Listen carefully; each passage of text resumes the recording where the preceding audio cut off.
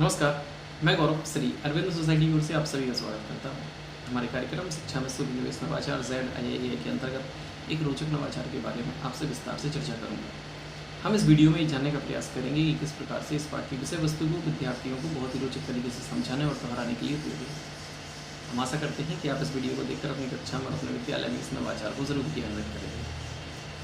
आज हम मध्य प्रदेश बोर्ड की हिंदी पाठ्य पुस्तक कक्षा 4 से पाठ क्रमांक 9 नर्मदा की आत्मकथा पाठ को लेकर आए हैं। मध्य प्रदेश के अमरकंटक से बहने वाली नर्मदा नदी जो कि पश्चिम में जाती हैं, पूर्व की तरफ जाती हैं, उनके बारे में बताने का प्रयास किया जा रहा है। उनकी आत्मकथा के बारे में कुछ बताने का प्रयास किया जा रहा है। बहुत ही अच्छा और रोचक पाठ है ये। हम समझते हैं कि आपने ये पाठ बच्चों को बहुत अच्छे से पहले पढ़ा दिया है, समझा दिया और इस पाठ से संबंधित विभिन्न प्रकार के कॉन्सेप्ट की व्याख्या कर दी है। आप बच्चों का पाठ का पुनर्अध्ययन कराना चाहते हैं। गृह कार्य प्रक्रिया है जिसमें बच्चों को आप हमेशा ही गृह कार्य देते हैं। बच्चे घर से करके लाते हैं, लेकिन कभी कभी बच्चों को बोझिल लगता है, बोरिंग लगने लगता है। तो क्यों ना इस प्रक्रिया को और रोचक बनाना चाहिए। बच्चों को गृह कार्य नवाचार जो है उसको दिया जाता है। बच्चों को गृह कार्य नवाचार के बारे में बताया जाता है कि गृह कार्य बहुत अच्छा नवाचार है और हम इसको ही आज यहाँ पर क्रियान्वित करेंगे। अगर इस नवाचार की नवीनता और उपयोगिता की बात करें तो विद्यार्थियों के लिए कॉन्सेप्ट से संबंधित निर्देशों के आधार पर आसपास के परिवेश का अनुभव करते हुए बच्चों का गृह कार्य करवाया जाता है। साथ ही पढ़ाए गए कॉन्सेप्ट को वर्तमान परिवेश से जोड़ते हुए बच्चों में बेहतर समझ विकसित की जाती है।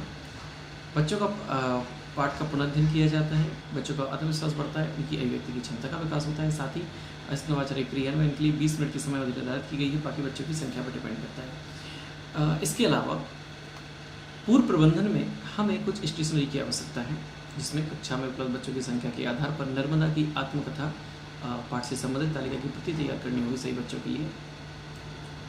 यहाँ पर पुनर्अध्ययन की प्रक्रिया के अंतर्गत हम बच्चों के लिए सृजनात्मक लेखन की जानकारी को दोहराने का प्रयास करेंगे।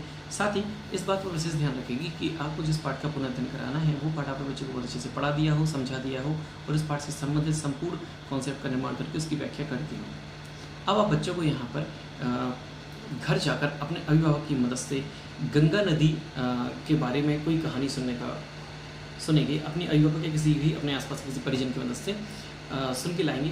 गंगा नदी के बारे में कुछ जानकारी प्राप्त करेंगे और उसको प्राप्त करने के बाद उसको अपने शब्दों में जो तालिका दी जाती है बच्चों को, उस तालिका में लिख कर लाएंगे। बच्चों को एक तालिका दी जाएगी जिसको बच्चे अपने अभिभावक की मदद से भर के लाएंगे। विद्यार्थी का नाम और गंगा नदी के बारे में उनके द्वारा बनाई गई कोई कहानी। इसके अलावा इसको बच्चे जब तालिका को भरेंगे तो उसमें अभिभावक उनकी पूर्णतः मदद करेंगे। अभिभावक के लिए निर्देश ये है कि बच्चों को गंगा नदी के बारे में बताने पर बच्चों को विशेष बल देना है। साथ ही इस तालिका को भर के कक्षा में लाने के लिए बच्चों से कहना है कि भर के कक्षा में लाना है आपको, और पूर्ण रूप से अभिभावक बच्चों की मदद करेंगे। इसके अलावा सभी बच्चे तालिका को सावधानीपूर्वक कक्षा में लेके आते हैं और बच्चों से कहा जाता है कि जब अगले दिन कक्षा में आप लेके आओगे तो उस जो तालिका में आपने जानकारी भरी है उसके आधार पर आपके पाठ को दोहराया जाएगा। साथ ही जो जानकारी आप लेके आए हो वह जानकारी आप दूसरे बच्चों को भी पढ़ के सुनाओगे। इससे आपका तो पाठ का पुनर्अध्ययन होगा ही, साथ ही दूसरे बच्चे भी जो सुनेंगे उनका ही पाठ का पुनर्अध्ययन होगा। तो देखा जाता है कि गृहकार नवाचार की मदद से बच्चों का आत्मविश्वास बढ़ता है जब बच्चे क्लास में कोई चीज़ सुनाते हैं, और बच्चों का पाठ का पुनर्अध्ययन भी होता है। और गृहकार नवाचार की मदद से हमने देखा कि आत्मकथा पाठ का पुनर्अध्ययन बहुत अच्छे से किया गया, बच्चों को बहुत ज़्यादा पसंद आता है। हम चाहते बच्चों इससे क्या होता है कि बच्चों का आत्मविश्वास के साथ साथ बच्चों के अंदर एक नई ऊर्जा देखने को मिलती है। बच्चे कोई चीज़ की जानकारी प्राप्त कर रहे हैं, उसके बाद उसको अपने शब्दों में लिखकर फिर लेके आ रहे हैं, तो बहुत अच्छा लगता है ये बच्चों को करना। तो बहुत ही अच्छा नवाचार है, आप भी इसको अपनी कक्षा में ज़रूर क्रियान्वित करें। ऐसे ही दिलचस्प वीडियो हम आप तक लाते रहेंगे। ZIIA के यूट्यूब चैनल को जरूर सब्सक्राइब करें, और अगर आप मुझे फेसबुक पर लाइव देख रहे हैं तो ZIIA के फेसबुक पेज को भी लाइक करें। नीचे दी गई लिंक पर क्लिक करके आप अपने पाठशाला ऐप को भी इंस्टॉल कर सकते हैं। आपका बहुत बहुत धन्यवाद।